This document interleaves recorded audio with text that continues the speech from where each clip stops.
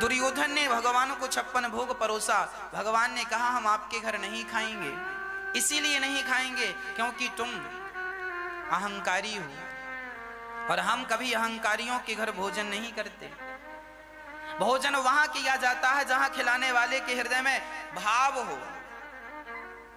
ना तो हमारे पास भोजन का अभाव है, ना तुम्हारा इतना प्रभाव है, और ना तुम्हारे हृदय में हमारे प्रति कोई भाव है, इसीलिए हम तुम्हारे यहाँ भोजन नहीं करेंगे। तो कहाँ खाओगे? बोले विदुरानी के घर। दुर्योधन की मेवा त्यागी साग विदुर घर खाई, सबसे ऊंची प्रेम सगाई। अरे भगवान खाने को तैयार हैं, कोई खिलाने वाला तो हो। हाँ, कोई खिलाए तो सही। प्रेम भगवान को रिझाता, प्रेम भगवान को अपने वश में करा देता है। प्रेम करना जानते हो, इसलिए हम कहते हैं कि संसार से रिश्तेदारी बनाने से कोई फायदा नहीं, केवल भगवान से रिश्तेदारी बनाओ। भगवान से रिश्तेदारी बनाओगे तो काम बन जाएगा। जमाने से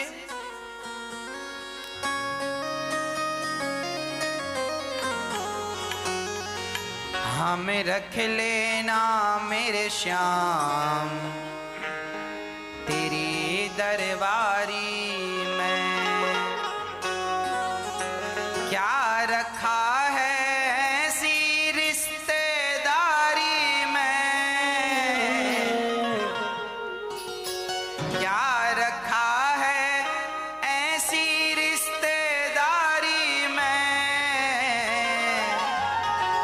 हमें रख लेना मेरे श्याम तेरी दरबारी में। जमाने से रिश्तेदारी बनाने से क्या होगा? ये रिश्तेदार ऐसे ही हैं साहब, जब तक इनके मन की करते रहो तब तक ये अच्छा कहेंगे, और जरा इनके मन की ना हो तो बुरा कहने लग जाएंगे। इसीलिए भगवान से रिश्तेदारी, भगवान से संबंध रखो। क्या रखा है ऐसी रिश्तेदारी में, जी लेंगे सरकार तेरी सरकारी में, हमें रख लेना मेरे श्याम तेरी दरबारी। हम तो कहते हैं जब आपकी आयु 50 साल की हो जाए तो आप ज्यादा लोगों को इकट्ठा ना कीजिए, ये हमारे रिश्तेदार। अब आपके बच्चे बड़े बड़े हो गए हैं, रिश्तेदारियां वो निभाएंगे, आप रिश्तेदारियों के चक्कर में, ये बुढ़ापा बूढ़े बूढ़े लोग ना सारी रिश्तेदारियों का ठेका बूढ़े ही लेके रखते हैं, और वही लोग परेशान हैं। फलाने के यहाँ जाना है, फलाने काहे जाना है इतना जगह। हाँ, भगवान का चिंतन करो, तीर्थ यात्रा में जाओ, वृंदावन आओ, द्वारिका जी जाओ, जगन्नाथ जी आओ, बद्रीनाथ जी जाओ, तीर्थों में जाकर भगवान का चिंतन करो, भगवान का सत्संग करो। रिश्तेदारियों के यहाँ जाओगे क्या होगा? उसके घर जाओगे, वो किसी की प्रपंच पंचायत करेगा, फलाना ऐसा, निंदा बुराई सुनने के सिवा क्या है संसार में, ये तो बताओ।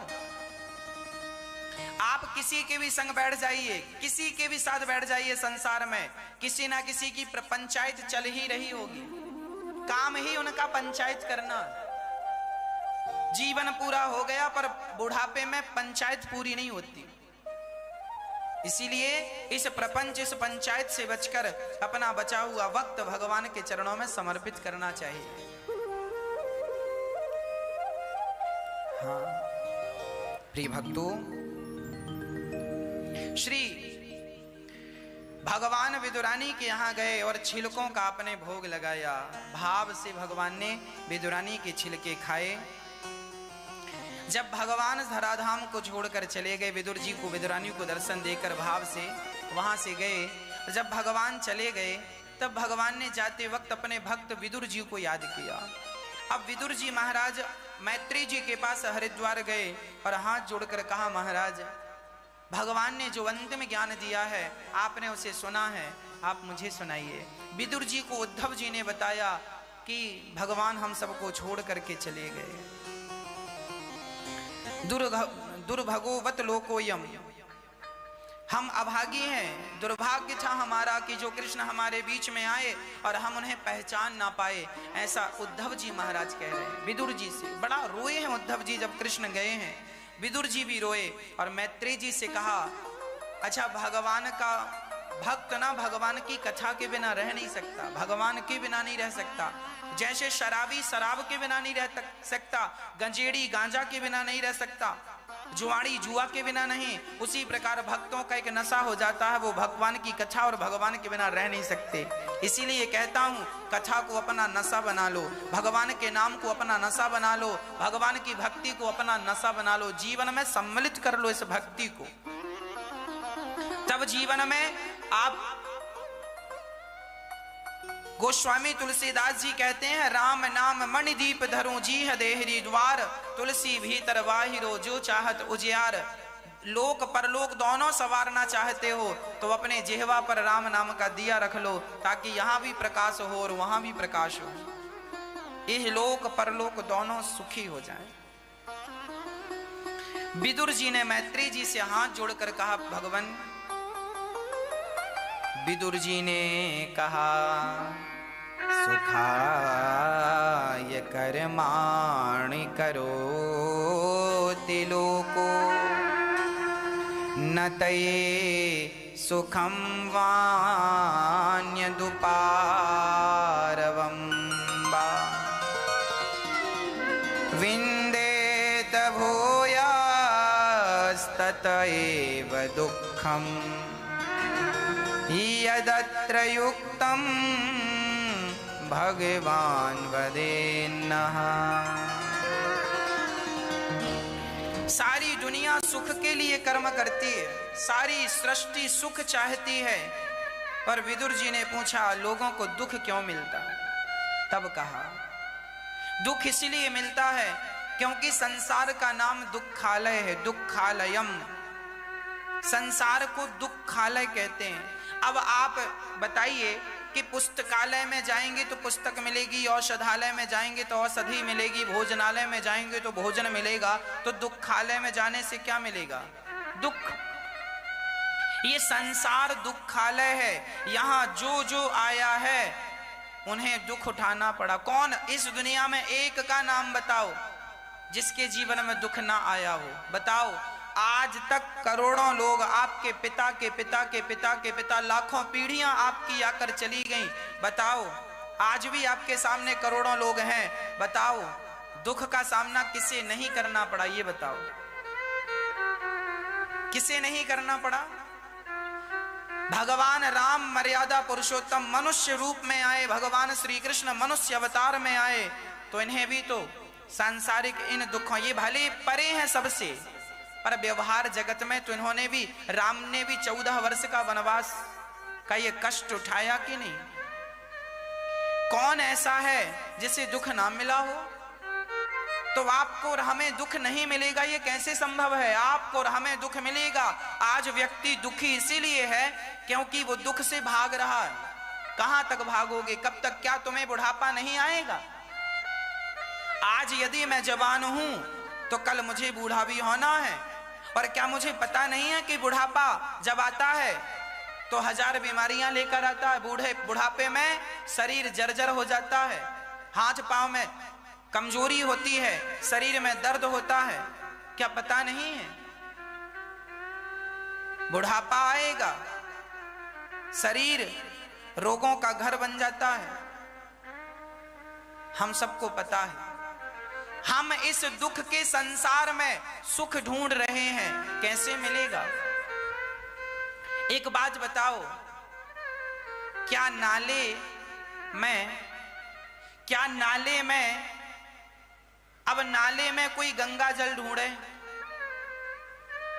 मिलेगा? नाले में कोई गंगा जल ढूंढे मिलेगा? नहीं। जैसे नाले में गंगा जल ढूंढने से नहीं मिल सकता, उसी प्रकार ये संसार दुखालय है, यहां सुख कैसे मिलेगा? इसीलिए सुख चाहते हो तो एक उपाय है, भगवान की शरणागति ग्रहण कर लो। भगवान की शरण में चला जाए। आज लोग चिल्ला रहे हैं महाराज जी हम बड़े दुखी हैं, बड़े दुखी हैं, बड़े परेशान हैं।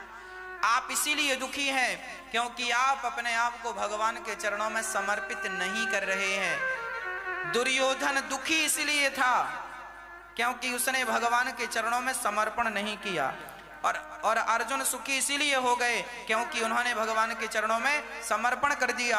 और जब समर्पण किया, रथ की डोर भगवान को पकड़ाई, तो अर्जुन जीत गए कि नहीं? जबकि कौरवों की सेना सबसे ज्यादा बलवान थी, पांडवों की सेना तो छोटी थी। कौरवों के पास 21 अक्षौहिणी सेना थी, 11 अक्षौहिणी सेना थी, और कौरवों के पास 11 अक्षौहिणी सेना थी, जबकि पांडवों के पास केवल 7 अक्षौहिणी सेना थी। सेना कम थी पांडवों के पास, कौरवों के पास सेना ज्यादा थी। पांडवों के पास योद्धा कम थे, जबकि पांडवों के पास योद्धा कम थे। कौरवों के पास योद्धा कौन? गुरु द्रोणाचार्य, जिन्होंने अर्जुन को गांडीव पकड़ना सिखाया, वो कौरवों के साथ थे। पितामह भीष्म, जिनके बाणों का कोई सामना नहीं कर सकता, वो पितामह भीष्म कौरवों के साथ थे। पांडवों के साथ कोई बहुत बलवान था कौन? ये पांचों पांडव तो बच्चे थे। परंतु आपकी सेना भले ज्यादा हो, आपका बल भले ज्यादा हो, पर जीत उसकी होगी जो भगवान के चरण पकड़े बैठा है। हमारी भले कम सेना है, हम भले कमजोर हैं, पर हमने भगवान के चरण पकड़ लिए हैं, तो विजय उन्हीं की होगी जिन्होंने भगवान के चरण पकड़े। महत्व नहीं रखती ये बात कि हमारी सेना कितनी बड़ी है, महत्व नहीं रखती ये बात कि हमारा बल कितना बड़ा है, महत्व रखती है ये बात कि तुम्हारा भगवान के चरणों में विश्वास कितना है। अर्जुन को इतना विश्वास था कि उन्होंने अपने रथ की डोर भगवान को पकड़ा दी। जहां ले चलोगे वहीं मैं चलूंगा, जहां नाथ रख दो वहीं मैं रहूंगा। अब क्या चाहिए? यही समर्पण सीखना है तो अर्जुन से सीख लेना चाहिए। आज लोग दुखी इसीलिए हैं क्योंकि वो अपना समर्पण नहीं करते भगवान के। एक बार हाथ उठाकर कह दो ना कि प्रभु मैं आपका हूं। द्रौपदी ने जब तक अपने पतियों को बुलाया, अपने परिवार को बुलाया, गुरुजनों को भगवान नहीं आए।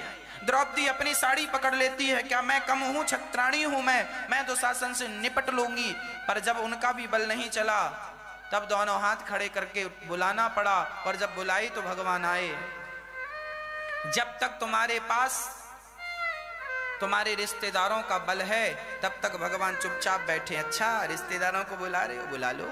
जब तक तुम्हारे पास नेताओं का बल है, भगवान बोला अच्छा नेताओं को बुला रहे हो, बुला लो नेताजी को। पड़ोसी को बुला रहे हो, बुला लो। बेटा को बुला रहे हो, बुला लो। बेटी को भी बुला लो। इसीलिए कहता हूं किसी को मत बुलाओ, केवल भगवान को बुलाओ।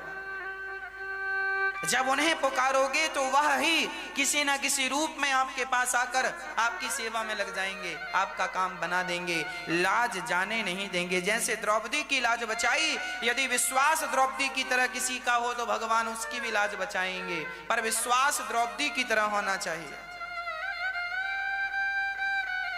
द्रौपदी की तरह विश्वास होगा तो कल्याण होगा, पर नहीं होगा तो उसका जिम्मेदार कोई और नहीं, हम स्वयं जिम्मेदार होंगे।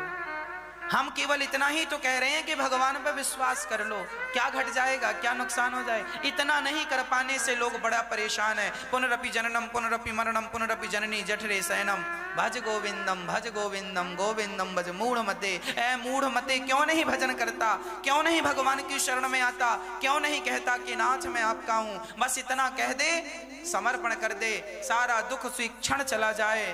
पर इतना कहने में लोग ना जाने कितने जन्म गवा चुके हैं, जन्म और मृत्यु के चक्र में पिस रहे। संसार में दुख क्यों मिलता है? क्योंकि संसार दुखालय है। प्रश्न किया है विदुर जी ने कि भगवान ये सृष्टि क्यों करते, तब कैसे सृष्टि कैसे करते हैं, तब पूरी सृष्टि का क्रम बताया है। भगवान नारायण की नाभि से कमल उत्पन्न होता है। एक सज्जन बोले महाराज जब भगवान नारायण के पिता कौन है?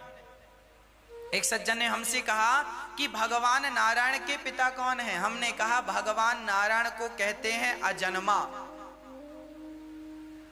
भगवान का नाम है अजन्मा। अरे पिता उसके होते हैं जिसका जन्म होता है, जिसका जन्म ही नहीं होता उसके पिता, वो भगवान अनादि है, भगवान सदा से है। ये सृष्टि बनना और बिगड़ना तो भगवान का खेल है। जैसे बच्चे रेत के ढेर में बैठकर घर बनाता है, उसमें खेलता है, और माँ बुलाती है तो उसी खेल में ढेर में लात मार के चला जाता। भगवान भी ये संसार बनाते हैं, पालन करते हैं, संहार करते हैं। भगवान सबके पिता हैं। उनके माता पिता कौन है? वो अजन्मा है, उनका नाम अजन्मा है। तो जब जन्म ही नहीं होता तो माता पिता के सवाल, माता पिता होंगे इसका कोई सवाल नहीं। हाँ, वही भगवान नारायण जब कृष्ण बनकर आए तो उनके माता पिता देवकी वसुदेव कहलाए। वही नारायण जब राम बनकर आए तो उनके माता पिता दशरथ और कौशल्या कहलाए। तो कोई ये कहे कि भगवान के माता पिता कौन है, तो दशरथ और कौशल्या कह देने से नुकसान नहीं है, देवकी और वसुदेव कह देने से कोई बुराई नहीं है। पर भगवान नारायण अनादि हैं, ये बात मैंने आपको इसलिए बताई ताकि आपको नॉलेज में रहे, आपके नॉलेज में ये बात रहे। भगवान नारायण ने ब्रह्मा जी को उत्पन्न किया, ब्रह्मा जी ने तप किया, और तप करने के बाद 10 प्रकार की सृष्टि ब्रह्मा जी ने उत्पन्न की। पहली सृष्टि महत्त्व की, दूसरी अहंकार की, तीसरी भूत सर्ग की, चौथी सृष्टि इंद्रियों की, पांचवी मन की और देवताओं की, छठी सृष्टि अविद्या की, सातवीं सृष्टि वृक्षों की, आठवीं सृष्टि पशु पक्षियों की, नवीं सृष्टि मनुष्यों की, हम भगवान की 9वीं सृष्टि है, और 10वीं सृष्टि में देवता पितर असुर गंधर्व अप्सरा इत्यादि। फिर 12 माह का आविष्कार हुआ। 12 माह है ना, 12 महीने, 12 मास होते हैं।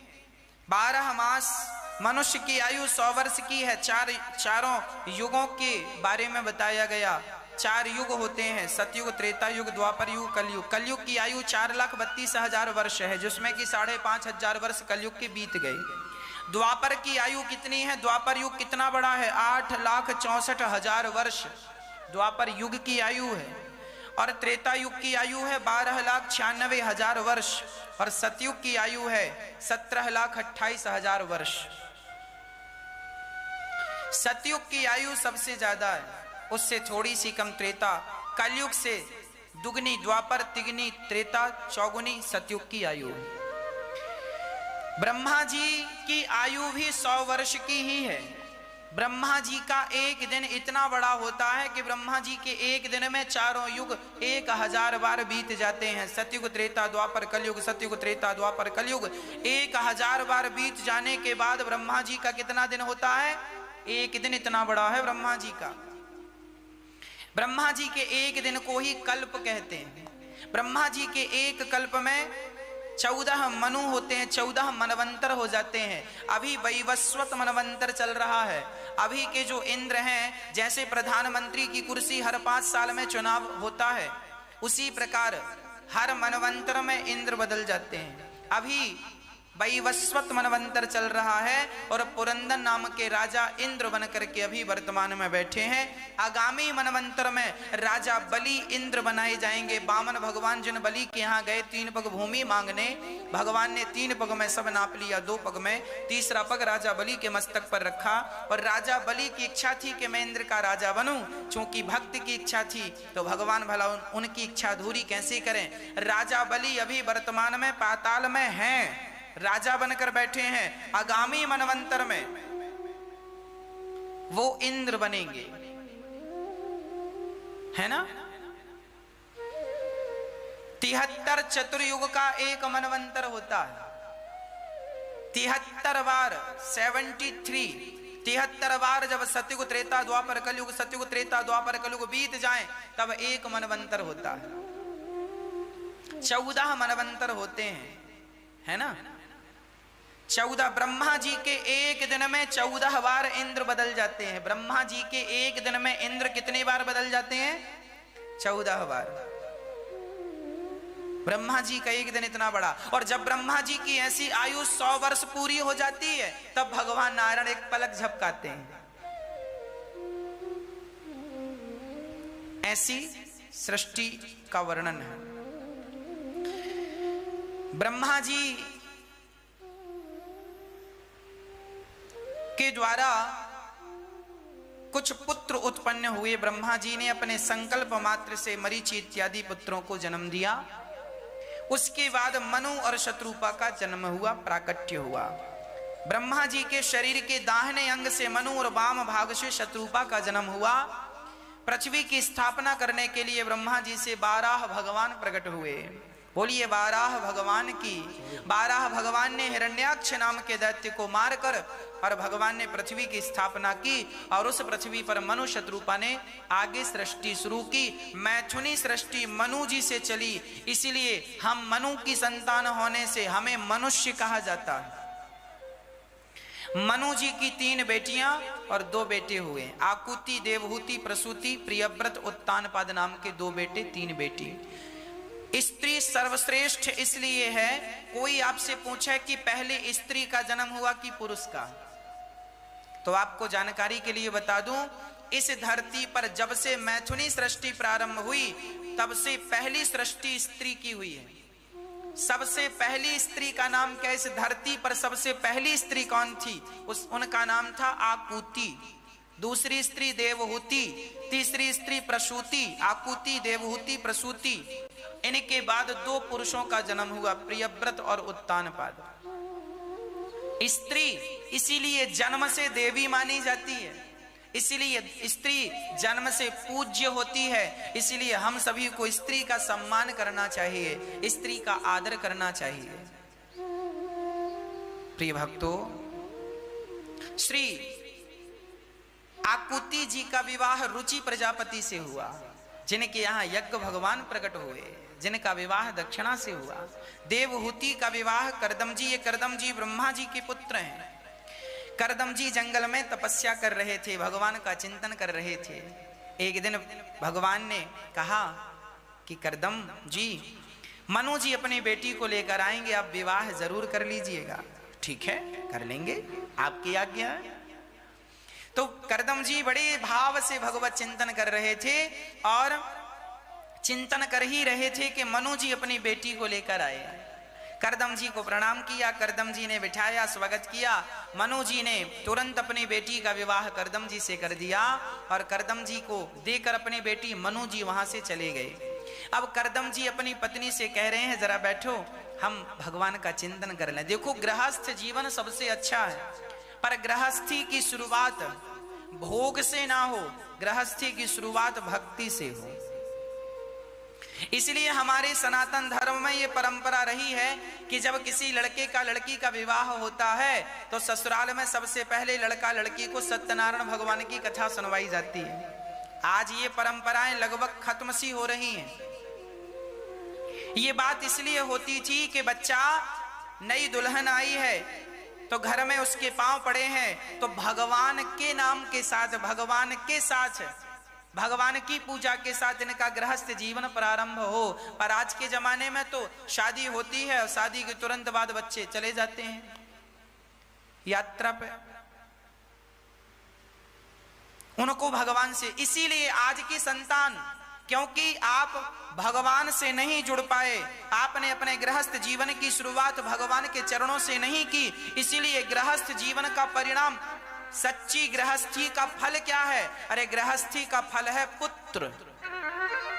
आपका जब गृहस्थ सदाचार से जुड़ेगा, भगवान से जुड़ेगा, तो आपका फल अच्छा होगा, संतान अच्छी होगी। और जब आपकी गृहस्थी गलत ढंग से शुरू होगी, भोग प्रधान बनोगे, तो आपकी संतान फिर कहां से योगी बनेगी और आपकी संतान कहां से आगे चल के स्वामी विवेकानंद बनेगी और कहां जाकर के तुम्हारी बेटी झांसी की रानी बनेगी, कहां तुम्हारी बेटी मीराबाई बनेगी। इसीलिए आप अपने बच्चों पे संस्कार का बीज बोएं। कब से? शादी होने के तुरंत बाद से ये संस्कार चालू हो जाता। पति पत्नी रहें साथ में, बुराई नहीं है, पर भोगी बनकर नहीं। आज लोगों को ज्ञान ही नहीं है। आज जिन लड़कों की, जो लड़के घोड़ी पर बैठ बैठ के शादी करने जा रहे हैं, दुल्हन लेने जा रहे हैं, इनसे पूछो कि शादी क्यों कर रहे हो, एक लड़का सही उत्तर नहीं देगा, हम शादी क्यों कर रहे हैं। बताओ, आप ही बता दो, चलो शादी क्यों की आपने? शादी करने का उद्देश्य क्या था आपका? बताओ, क्या उद्देश्य था?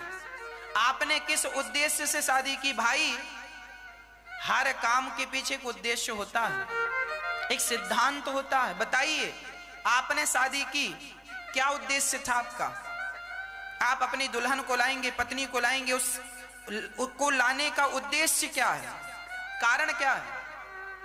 पूछा जाए आज घोड़ी पर चढ़े बच्चों से कि बेटा क्यों जा रहे हो दुल्हन लेने, उनके पास कोई कारण नहीं है, जा रहे हैं, पिता ने शादी सेट करी, हम जा रहे हैं, दुल्हन ले आएंगे। अरे भाई, पहले के लोग विवाह करते थे तो उस विवाह का भी एक अर्थ होता था। उस विवाह को इसलिए किया जाता था ताकि हम गृहस्थ में इसलिए आए, ताकि गृहस्थ जीवन में रहकर हम एक भगवान के भक्त को जन्म दें। हम माता पिता के द्वारा हमारी जो संतान होगी वो संतान देश का कल्याण करेगी। पहले के लोग विवाह इसलिए करते थे कि हमारे द्वारा एक ऐसी संतान हम देश को दें जिससे उनका कल्याण हो, वो अपना भी कल्याण करे, समूचे दुनिया का कल्याण। इसीलिए कहता हूं, जननी जने तो भक्त जने, जननी जने तो भक्त जने, या दाता या सूर, या से तो बंध्या भली काहे गवावे नूर। आपका बेटा यदि आपकी सेवा करता है, आपकी सेवा करता है, आपका सम्मान करता है, तब तो आपका बेटा पैदा करना सफल हुआ। और आपका ही बेटा आपको लाठियों से मारता हो तो बताओ फिर आपका बेटा पैदा करना सार्थक हुआ? क्या इसीलिए बेटा पैदा किया है कि कल तुम्हारे माथे पे लाठियां बरसाए, इसलिए बेटा पैदा किया है? ना, हम सभी लोग बच्चे इसलिए पैदा करते हैं कि बच्चे सेवा करें, माँ बाप की ही नहीं, समाज की सेवा करें, देश की सेवा करें। बेटी हो तो झांसी की रानी जैसी बेटी हो, देश के लिए मर गई, लड़ते लड़ते मरने के पहले हजारों को मार डाला, दुश्मनों को। बेटी हो तो मीराबाई हो, बेटा हो तो विवेकानंद हो, तुलसीदास हो, बेटा हो तो सूरदास हो, कबीरदास हो, रैदास भक्त हो, बेटा हो तो भगवत प्रेमी हो, बेटा हो तो दानवीर हो, देना जानता हो, बेटा हो तो आंसू पहुंचने वाला हो। ये गीदड़ों को पैदा करके जनसंख्या बढ़ाने से क्या होगा? एक सज्जन बोले, महाराज जी हमारे 8 बच्चे हैं, 8 औलाद है, पर 8 में एक भी गिलास भर पानी नहीं देता।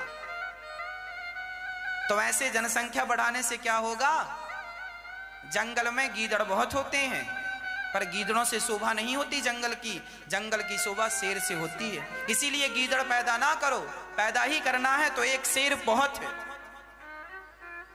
1000 गीदड़ होंगे तो भी वो जंगल के राजा नहीं कहलाए जाएंगे, और शेर एक होगा तो राजा ही कहलाएगा। इसीलिए गीदड़ों को नहीं, शेरों को जन्म देना है। अर्थात ऐसी संतान जो अपना कल्याण करे, औरों का कल्याण करे, ऐसी संतान पैदा करना तुम गृहस्थियों की जिम्मेदारी है। यदि दे सको ऐसी संतान तो देना, नहीं तो गीदड़ तो ऑलरेडी हैं।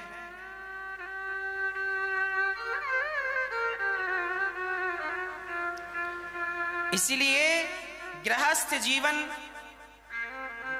गृहस्थी में जाने के पहले जरा विचार कर लेना चाहिए कि गृहस्थी का अर्थ क्या है। तात्पर्य इसीलिए आज के बच्चों को सत्संग कराया करो, संस्कार इसी से बनेंगे। संस्कार बिना जिंदगी किसी काम की नहीं। मैं बहुत विद्वान हो जाऊं पढ़ लिख कर, पर मेरे अंदर संस्कार तो है नहीं, मैं अपने माँ बाप की सेवा तो करता नहीं हूं, तो फिर मेरे पढ़े लिखे होने का अर्थ क्या है?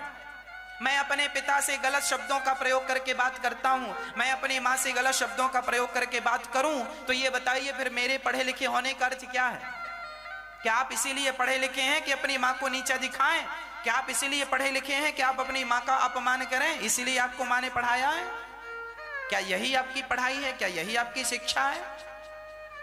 ये बात कौन बताएगा? इसीलिए कहता हूं, बच्चों को प्रॉपर्टी ना दिया करो, बच्चों को संस्कार दिया करो। बच्चों को पैसा ना दिया करो, पैसा संस्कार दे दोगे तो पैसा वो कमा लेंगे। पैसा कमाना बड़ी बात नहीं है, संस्कार दोगे तो पैसे कमाने के बहुत रास्ते हैं, बहुत जगह है पैसे कमाने की, पर संस्कार जरूरी है। बड़ों का आदर करना जरूरी है, संस्कार देना जरूरी है।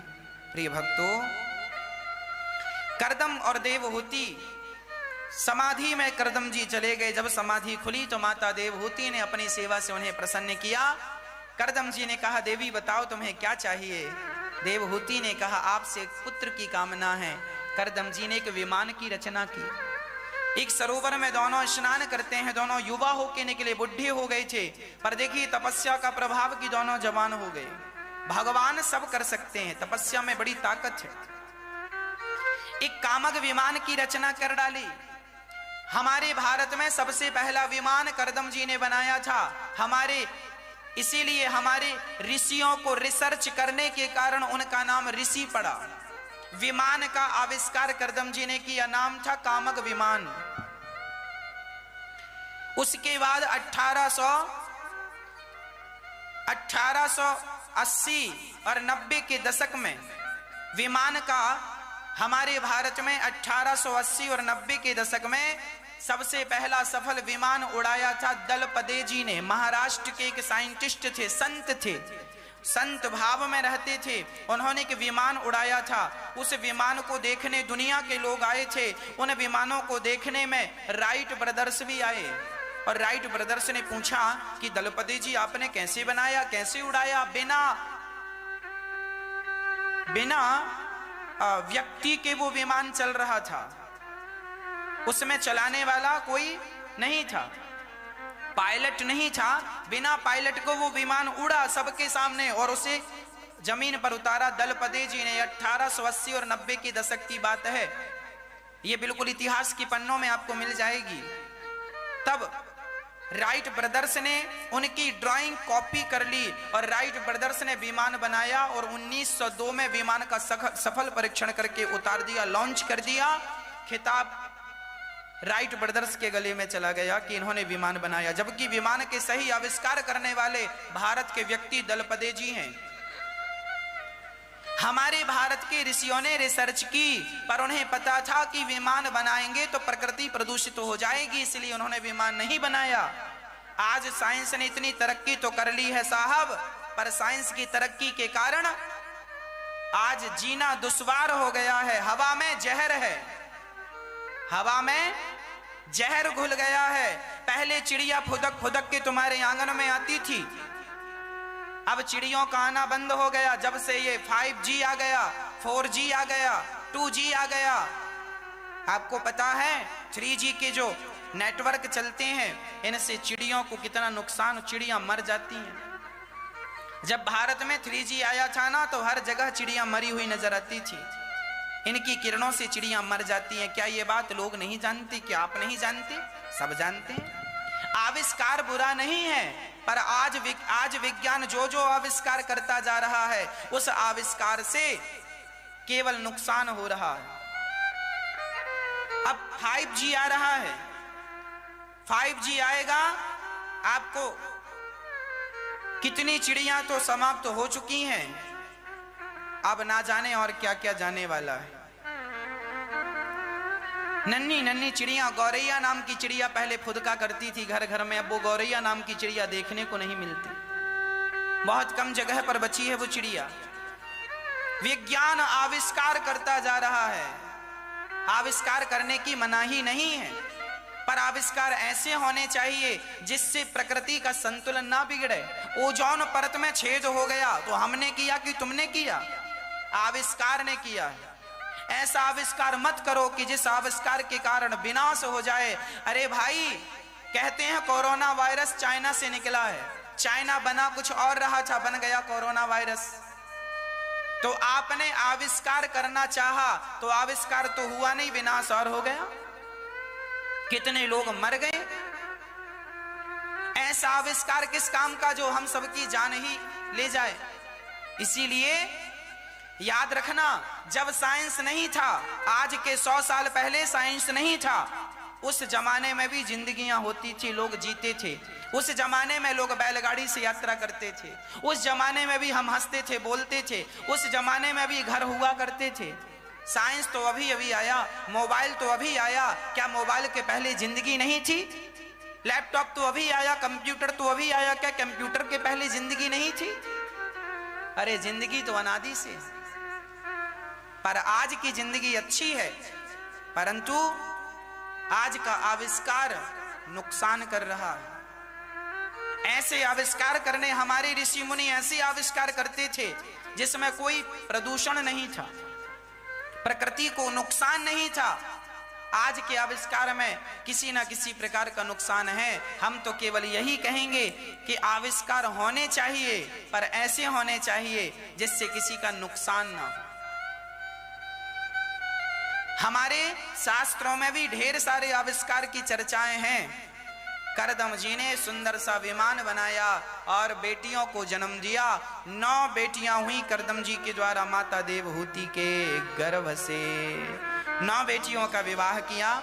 कला का विवाह मरीचि से किया, अनुसुईया का विवाह अत्रि जी से किया, श्रद्धा का विवाह अंगिरा ऋषि से किया, हविर्भू का पुलस्त जी से, गति का पुलह से, क्रिया का विवाह क्रतु से, ख्याति का विवाह भृगु से, वशिष्ठ जी का विवाह अरुंधति से और अथर्वा मुनि का विवाह शांति से किया। ये करदम जी की 9 बेटियां हुई और 9 बेटियों को विदा कर दिया करदम जी ने। अब करदम जी अपनी पत्नी से हाथ जोड़कर बोले, देवी आज्ञा दो, मैं भी जाऊं। कहां? मैं जाऊं, अब भजन करूं। गृहस्थी, गृहस्थी तब तक है जब तक आपकी बेटी का विवाह नहीं हो जाता। बेटों का विवाह कर दिया, बेटी का विवाह कर दिया, बेटा अपने पांव में खड़ा है, बेटी अपने काम में लग गई, अपने गृहस्थी में चली गई। अब आप निवृत्त हो गए, अब आपकी जिम्मेदारी। अब बताओ, बेटी और बेटे के विवाह के बाद गृहस्थी की जिम्मेदारी पूरी हो जाती है कि नहीं? हाँ या ना में जवाब दीजिए।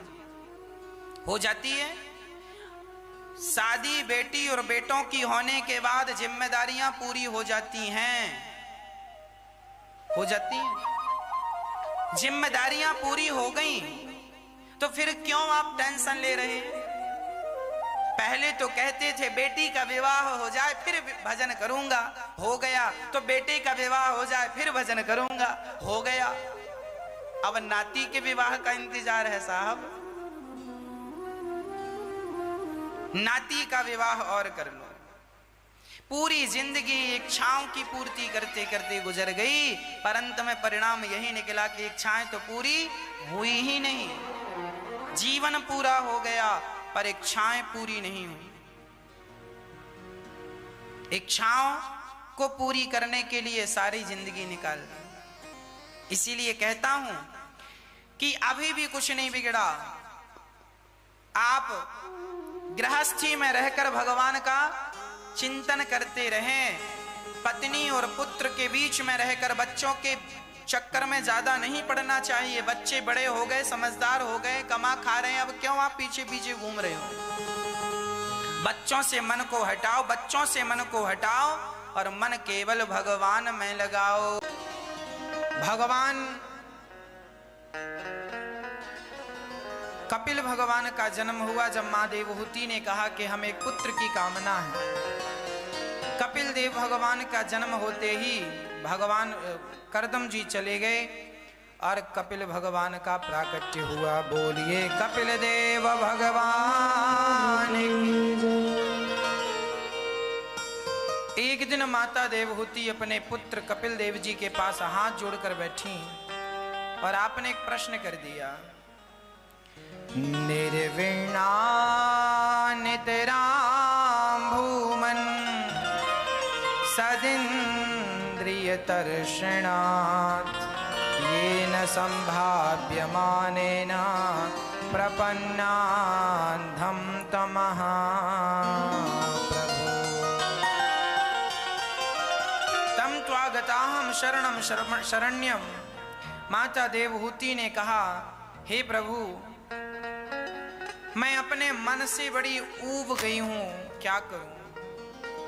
इन दुष्ट इंद्रियों की विषय लालसा से बहुत ऊब गई हूं। इच्छाओं को पूरा करते करते पर इच्छाएं पूरी नहीं हुई, मैं क्या करूं?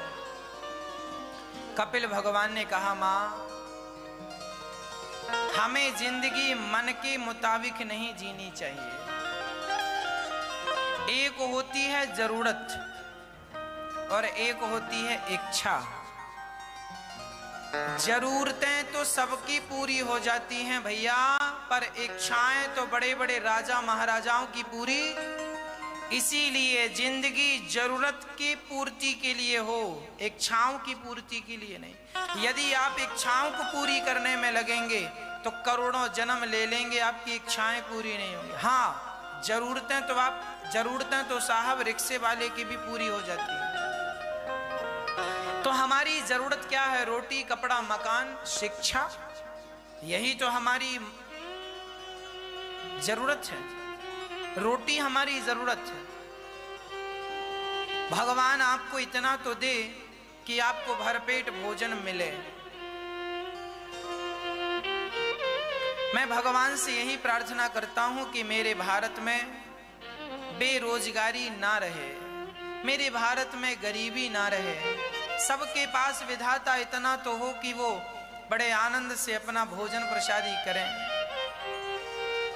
इतना तो भगवान दें कि बढ़िया से कपड़े लोग पहन सकें, और भगवान सब पर ऐसी कृपा बनाए कि बड़ा ना सही तो छोटा ही सही, पर खुद की छाया होनी चाहिए। घर खुद का होना, किराए का घर नहीं होना चाहिए, घर खुद का होना चाहिए। रोटी, कपड़ा, मकान, रोटी खुद की कमाई की, कपड़ा खुद की कमाई का, और मकान भी आपके पास होना चाहिए। भगवान करें बहुत बड़ा मकान हो आपका, पर बड़ा ना हो तो सिर ढकने की छाया तो खुद की हो। इतना तो विधाता सबको दें। पर देखिए, भगवान ने मना नहीं किया कि तुम्हें रोटी नहीं मिलेगी, तुम्हें कपड़ा और तुम्हें मकान नहीं, उसके लिए तुम्हें प्रयास करना पड़ेगा। इसीलिए कहता हूं, हमारे भारत के हर व्यक्ति को सफल होने के लिए उसको मेहनत करने की जरूरत है। आप अपने आप को इतना कामयाब बनाइए, इतना सफल बनाइए कि आप रोजगार लेने वालों की लाइन में ना खड़े हों, बल्कि रोजगार देने वालों की लाइन में खड़े हो जाए। हमसे रोजगार लीजिए, आइए नौकरी कीजिए। आप नौकरी लेने वाले नहीं, नौकरी देने वाले बने। हम तो यही चाहते हैं, हमारे भारत का प्रत्येक व्यक्ति सुखी रहे। केवल भारत का नहीं, अपितु पूरे विश्व का व्यक्ति सुखी रहे। सब सर्वे भवन्तु सुखिनः। कपिल भगवान कहते हैं, मां, लोग अज्ञानवश दुखी हैं। आज लोग पेट भरने के लिए तो कम दुखी हैं, तिजोरियां भरने के लिए ज्यादा दुखी है ना। तिजोरियां भरना चाहते हैं, खूब पैसा मिल रहा है, फिर भी भूख बढ़ती जा रही। कपिल भगवान ने कहा, मां, मन को वश में करना है तो एक उपाय है। क्या? तितिक्षवः कारुणिकाः सुहृदः सर्वदेहिनां अजातशत्रवः शान्ता साधवः साधुभूषिणा।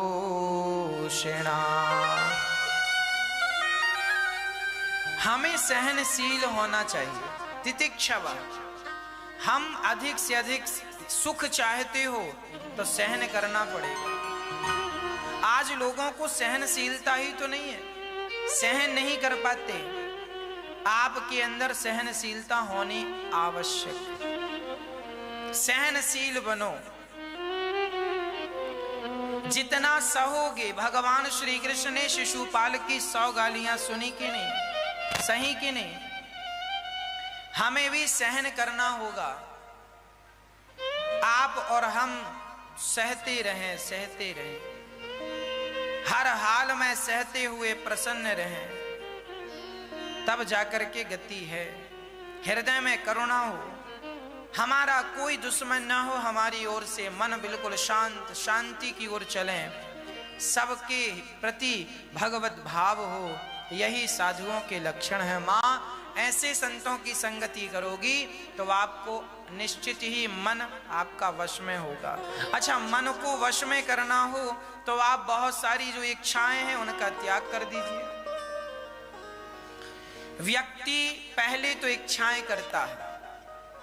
देखिए, मेरी इच्छा है कि मेरे पास बहुत बड़ा घर हो, यदि वो इच्छा पूरी हो गई तो मुझे सुख मिल जाएगा, और यदि मेरी इच्छा पूरी नहीं हुई तो फिर क्या होगा?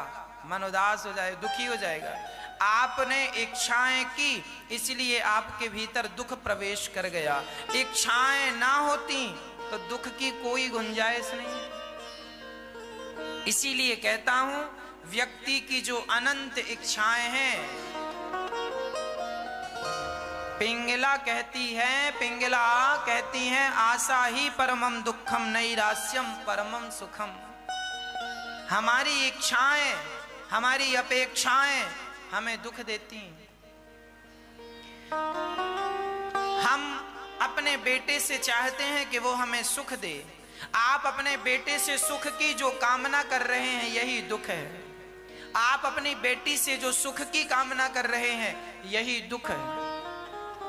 इसीलिए ना सुख की इच्छा करो ना दुख की। जैसे भगवान रखते चलें वैसे रहते चलो प्रसन्न चित्त से। हमारी अपनी कोई इच्छा नहीं। कपिल भगवान ने मां देवहूति से कहा, मां सब में भगवान का दर्शन करते हुए मां देवहूति ने कहा, प्रभु ये बताइए भक्ति का स्वरूप क्या है। कपिल भगवान ने कहा, मां भज सेवायाम धातु से भक्ति बनती है। सेवा ही भक्ति है। यदि आप सेवा से जुड़े हैं तो भक्ति है।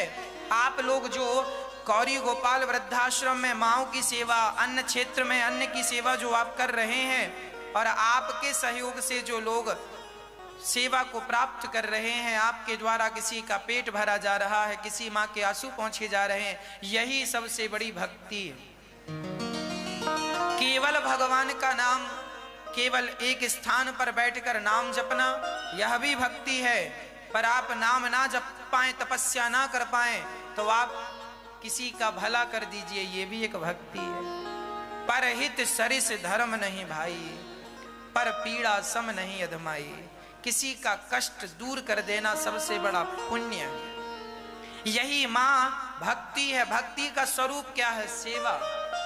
आप सेवा कर रहे हैं तो भक्त हैं, और सेवा नहीं कर रहे हैं तो फिर भक्त कैसे हैं? भक्त का धर्म है सेवा। मां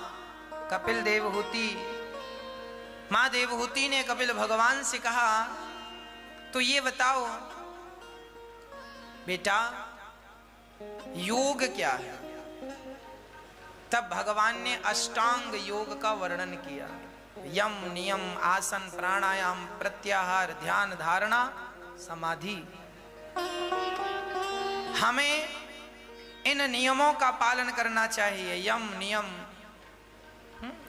हमें निंदा चुगली कपट ईर्ष्या द्वेष इन बुराइयों से बचना चाहिए। हमें सबसे मन हटाकर मन को एक परमात्मा में जोड़ना चाहिए। इसी से हमारे चित्त को शांति मिलेगी और इसी से हमारा कल्याण होगा। आप भगवान का पूजन किया करें। आपके घर में ठाकुर जी लड्डू गोपाल जी हैं, लड्डू गोपाल जी को रोज सवेरे स्नान कराया करो। रोज भगवान को स्नान करा के उनको वस्त्र पहनाया करो। रोज भगवान की तुलसी चढ़ाया करो। रोज भगवान को भोग लगाया करो। अरे इसी बहाने हम समय भगवान को दे पाएंगे और हमारा वही समय सार्थक होगा। मानसिक और शारीरिक दोनों पूजा माता देवहूति को कपिल भगवान ने समझाई। हाँ, माँ जो निष्काम भाव से भक्ति करते हैं ना भगवान की, वो सामीप्य सारूप्य सायुज्य मोक्ष तक नहीं लेते। जो भगवान का भाव से, भगवान की भक्ति कैसी हो? निष्काम निश्चल निष्कपट, कोई कामना ना हो माँ, निष्काम भक्ति हो। इसीलिए एक पिता के दो बेटे हैं। एक बेटे ने कहा पिताजी सारी दौलत हमें दे दो और आप हरिद्वार चले जाओ। दूसरे बेटे ने कहा पिताजी आप सारी दौलत भैया को दे दो और आप हमारे पास आओ, हम आपकी सेवा करेंगे। आप बताओ कौन सा बेटा अच्छा है और कौन से बेटे पर पिता प्रसन्न होगा? जो पिता से मांग रहा है वो बेटा बेहतर है या जो पिता को मांग रहा है वो बेटा अच्छा है? कौन? पिता से मत मांगो, पिता को मांगो। भगवान से मत मांगो, भगवान को मांगो। एक भक्त वो है जो भगवान से मांगता है भगवान ये दे दो वो, और एक वो है जो भगवान से नहीं भगवान को मांगे। हे नाथ आप ही आ जाइए, मैं आपकी सेवा करके अपना जीवन कृतार्थ करूं। भगवान को मांगिए, भगवान से ना। निष्काम माँ निष्काम मैं सब में हूं यह भाव रख के भगवान की कृपा से बच्चा माँ के गर्भ में जाता है। माँ ने कहा क्या शांति माँ के गर्भ में है? यदि यहाँ नहीं है तो तब माँ गर्भ की स्थिति कपिल भगवान ने बताई।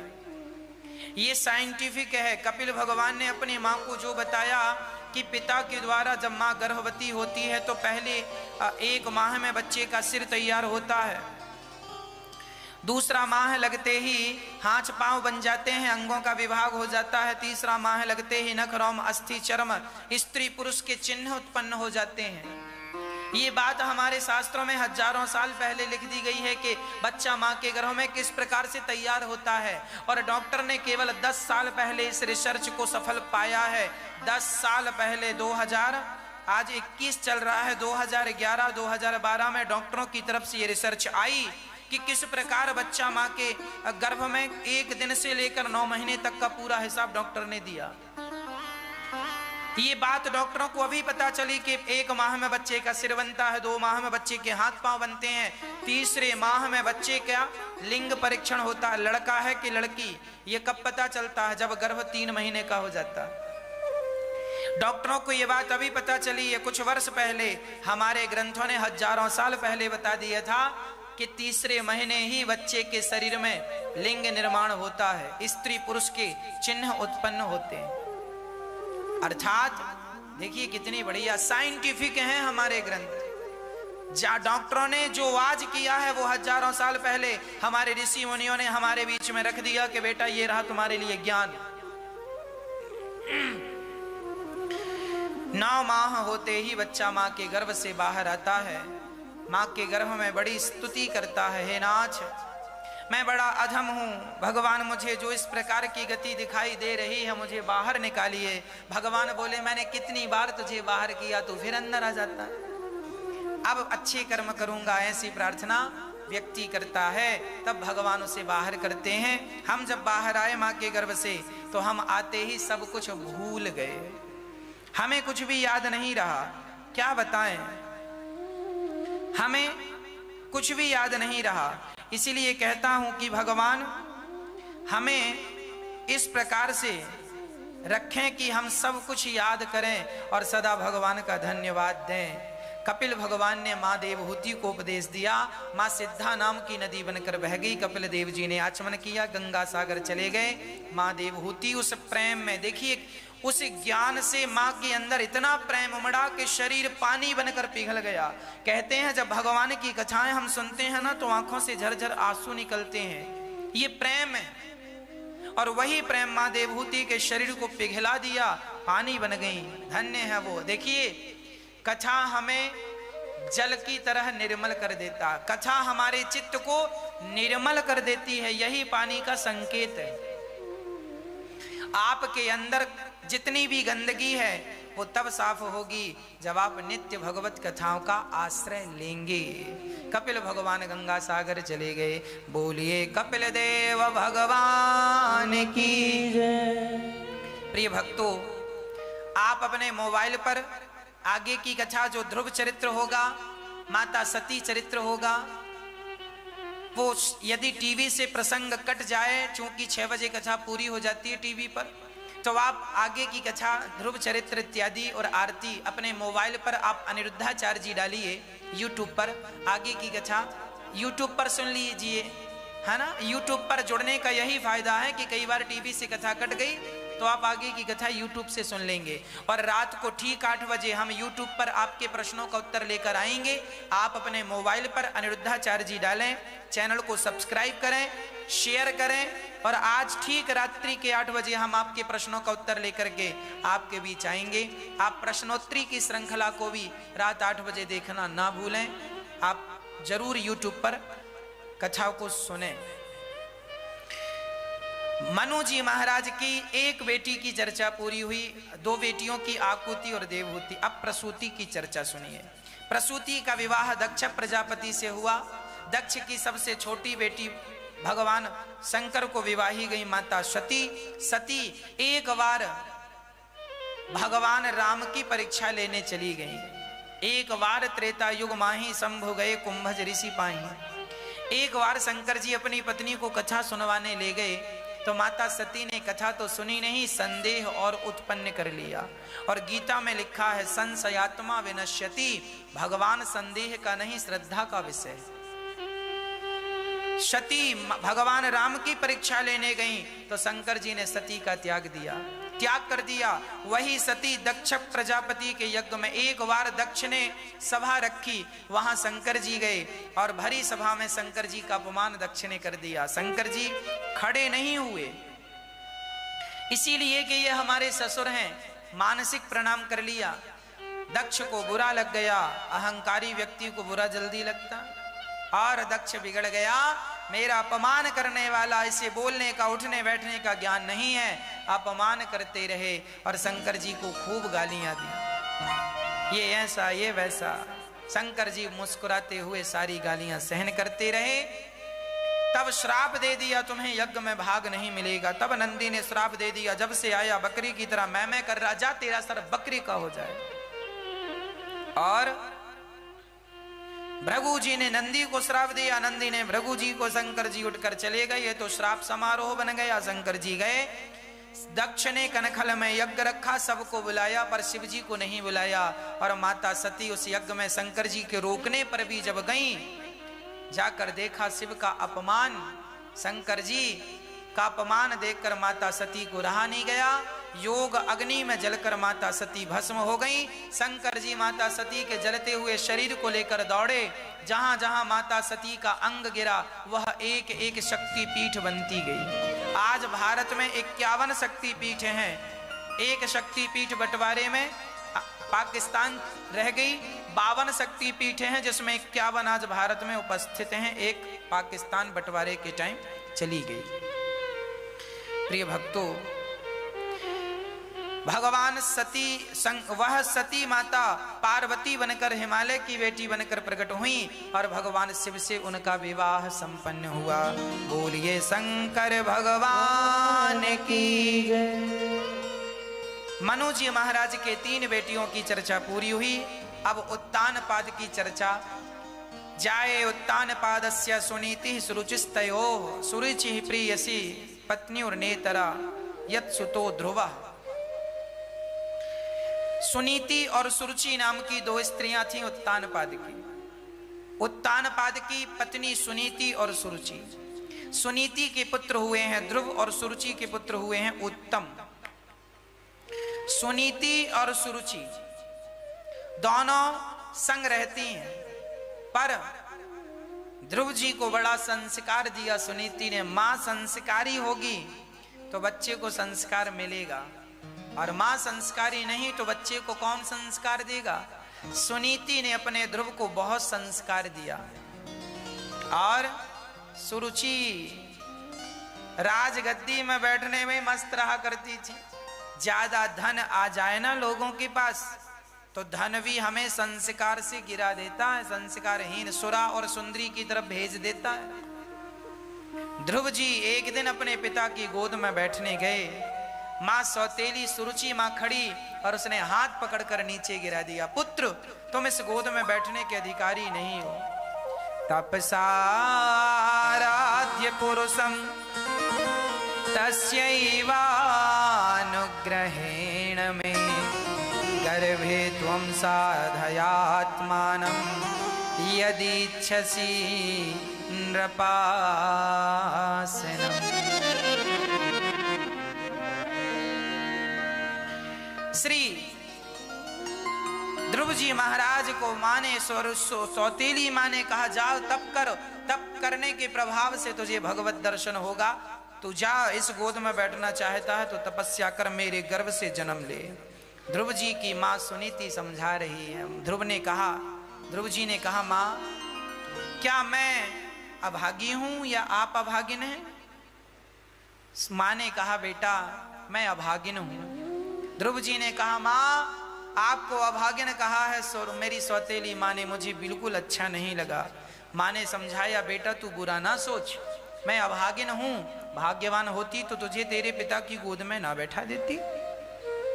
जा बेटा तू तप कर, तपस्या कर, तपस्या करके तुझे भगवत प्राप्ति होगी। ध्रुव जी महाराज चले और रास्ते में नारद जी मिले।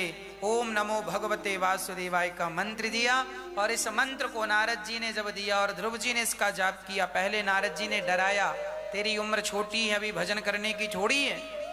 ध्रुव जी ने कहा अब तो भगवान को पाकर ही ये शरीर जाएगा, नहीं प्राण त्याग दूंगा। जब भक्त की अटल भक्ति देखी तब नारद जी ने मंत्र दिया ओम नमो भगवते वासुदेवाय और ध्रुव जी ने जाकर जपा। 6 महीने की तपस्या में ध्रुव जी ने भगवान को प्राप्त कर लिया। ध्रुव जी ने बड़ा त्याग किया। 1 माह में 3 दिन में एक बार कुछ खा लेते हैं, फिर 2 माह में 6 दिन में एक बार कुछ खाते हैं। ऐसे त्याग करते करते सब त्याग कर ध्रुव जी केवल भगवान में जुड़ गए, अपने मन को भगवान से जोड़ दिया। तब भगवान प्रकट हो गए। भगवान से इंद्र ने कहा प्रभु हम तो घबरा रहे हैं, जाइए भक्त को दर्शन दीजिए। भगवान बोले हम भक्त को दर्शन देंगे नहीं, हम स्वयं भक्त का दर्शन करेंगे। और भगवान भक्त का दर्शन करने के लिए आए। ध्रुव जी महाराज ने आंखें खोली तो सामने भगवान को पाकर गदगद हो गए। ध्रुव जी के गालों में भगवान ने शंख का स्पर्श कराया और ध्रुव जी ने भगवान की स्तुति की।